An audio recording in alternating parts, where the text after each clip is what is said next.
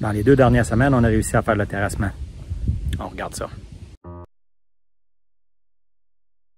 À la fin de l'hiver, j'ai fait couper une quinzaine de frênes morts ou presque morts autour de la maison. On avait donc beaucoup de branches à ramasser et à se débarrasser. Avec la pelle mécanique, on fait ramasser le tout pour libérer le terrain. Tout le tour de la maison, il y aura de la pierre de rivière. Mais en façade, on va être capable d'éventuellement y planter des graminées à travers ces pierres de rivière.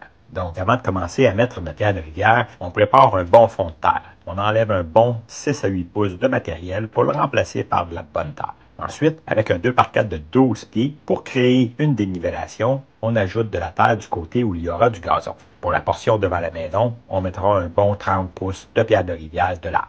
Avant de mettre de la pierre de rivière, on installe une membrane géotextile. Le rouleau de la membrane a 36 pouces de large. Pour les endroits où la plate-bande de pierre de rivière est moins large que 30 pouces, on plie simplement la membrane au lieu de la couper. On placera la membrane parfaitement par la suite.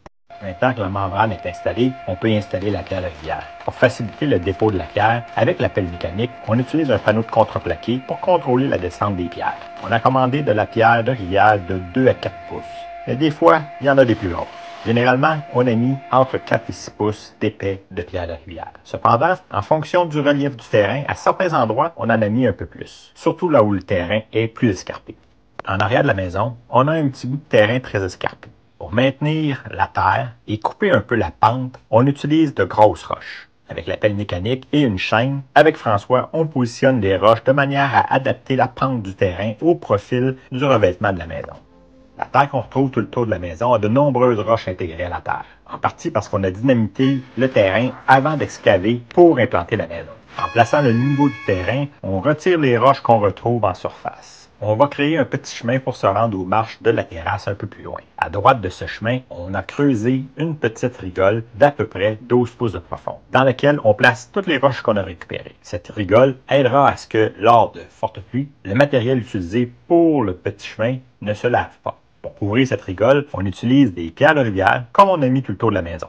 Ensuite, on place de la membrane géotextile, 2 rangs de large, pour couvrir la largeur du petit chemin. Sur cette membrane, on ajoute un bon 2 pouces de petites pierres de rivière, d'une grosseur de 3/8 à 1,5 pouce de diamètre. Finalement, pour éviter de repasser sur le terrain avec la pelle mécanique, graduellement, on place aussi la terre du côté gauche du petit chemin.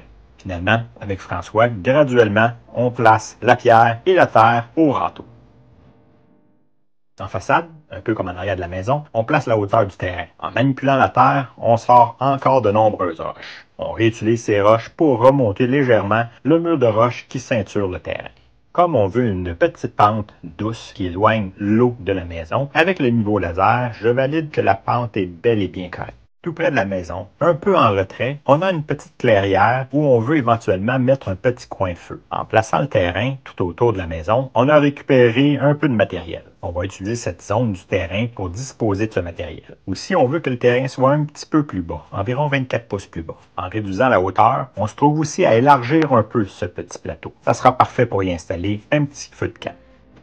Maintenant que le fond du terrain est au niveau voulu, on étend de la taille de finition en partant de la fin du terrain pour s'en aller graduellement vers l'entrée de cour. La pelle mécanique déplace et étend brièvement la terre. Ensuite, avec un petit râteau, on place la terre de manière un peu plus précise et finalement, avec le râteau à niveler de 36 pouces de large, on ajuste plus finement le niveau de la terre.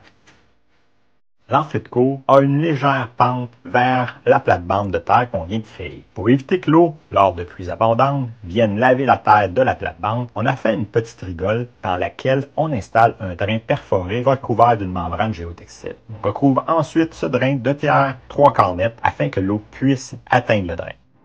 Notre champ d'épuration est situé dans le bas du terrain, à peut-être 25 pieds plus bas. L'accès n'est pas facile. On a donc décidé de se faire un petit chemin d'accès vers le champ d'épuration. En utilisant les roches qu'on a retrouvées sur le terrain, on a délimité le petit chemin. Ensuite, on ajoute un fond de pierre 3/4 mètres. On recouvre le tout avec une bonne couche de plus ou moins 3 pouces d'asphalte recyclé. Pour compléter le petit chemin d'accès au champ d'épuration, avec une petite plaque vibrante, je compacte l'asphalte recyclé. Après quelques passages, la surface est bien compacte. Bon, voilà. Maintenant, il ne reste qu'à semer, en espérant que Dame Nature nous envoie de la pluie, mais pas trop non plus.